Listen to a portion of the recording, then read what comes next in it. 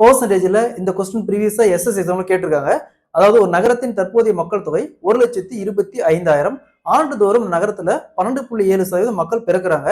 அதே மாதிரி 2.7% மக்கள் இறக்குறாங்க. இதே மாதிரி 3 வருஷத்துக்கு நடக்குது.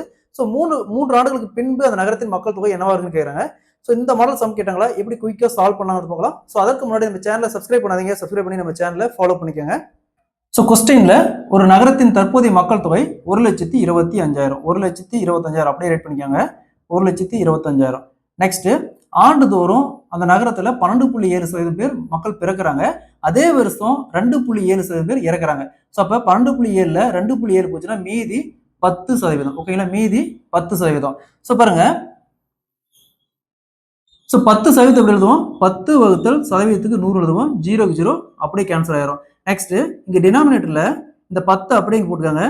10 + 1 இது ரெண்டையும் ஆட் பண்ணி 10 + 1 11. நியூமரேட்டர்ல 11 போட்டுருக்காங்க. Into 3 time. ஏன்னா 3 வருஷம் சொல்லியிருக்காங்க. அப்ப இன்ட்டு 3 டைம். 11 வகுத்தல் 10 இன்ட்டு 11 வகுத்தல் 10 இன்ட்டு 11 வகுத்தல் 10.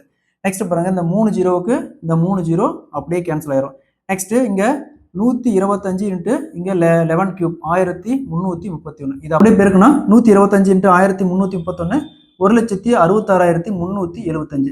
ஸோ இது வந்து மொத்த மக்கள் தொகை. கொஸ்டின்ல எத்தனை பேர் அதிகரிச்சிருப்பான்னு கேட்குறாங்க. ஸோ அப்போ அந்த 1,66,375ல 1,25,000 மைனஸ் பண்ணா 1,25,000 மைனஸ் பண்ணா மீதி 41,375 பேர். ஸோ 3 வருஷத்துக்கு அப்புறம் 41,375 பேர் அதிகரிச்சிருப்பாங்க.